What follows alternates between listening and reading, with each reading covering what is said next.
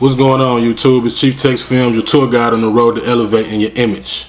And on this channel, I highlight my wins and losses so you can capitalize off of my wins and suffer none of my losses. Make sure you subscribe to the channel and click that notification bell so you'll be notified when I drop a new video. In my last video, I told you I was going to tell you why you should get the 12mm Roca 9 lens, and that's what I'm going to do.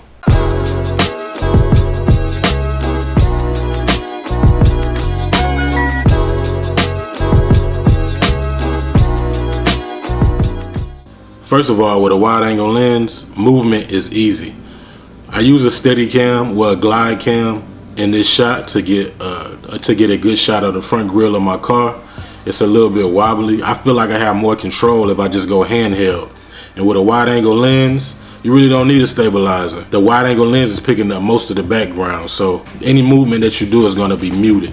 Of course, you can't get out here and just wobble around and shake it around, but if you use the same technique that you use with a stabilizer, you should be good with a 12mm wide angle lens. I'm used to using this 12mm Roca 9 lens on my GH4, which the crop factor is a lot worse than my FS700. So when I got it from my FS700 Sony E-mount, then you know the FS700 is a Super 35 lens, Super 35 sensor, and it's a wider view.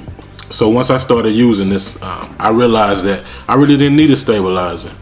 You know, that's always a hassle to have to take your camera off of the tripod, put it on the stabilizer, or take it from handheld and put it on the stabilizer in the middle of a shoot.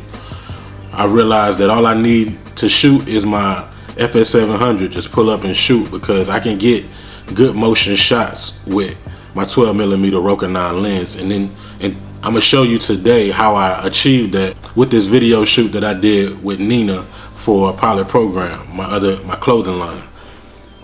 And as you can see, I'm using the same technique I would be using if I had a Glidecam in my hand, and the shots came out super smooth. If I tried to do this with my 50mm lens, it just wouldn't work because it's not picking up enough of the backdrop. So with a 12mm lens, it's picking up most of the background, so like I said, any movement is muted. This might be a little bit more difficult with a DSLR, but with a cinema camera, it's a little bit heavier, so it's like having a big cage and a rig on your DSLR or mirrorless camera. I can pretty much do any movement with this wide angle lens that I can do with my Glidecam. I'm gonna start bringing that along with me a lot less.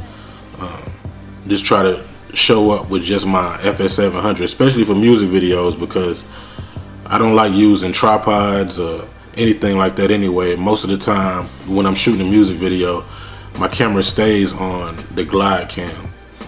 But so now I'm just gonna be able to pull up with just the camera and see how that works out. I love the image that this 12mm lens puts out also. It's a different vibe.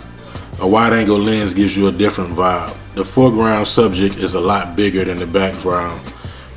You know, it gives you that music video vibe anyway. Something like a Missy Elliott video or something like that. So I'm loving the 12mm Roca 9 lens, man. Y'all should get y'all one too. CHIEFTEXX Films, I'm out.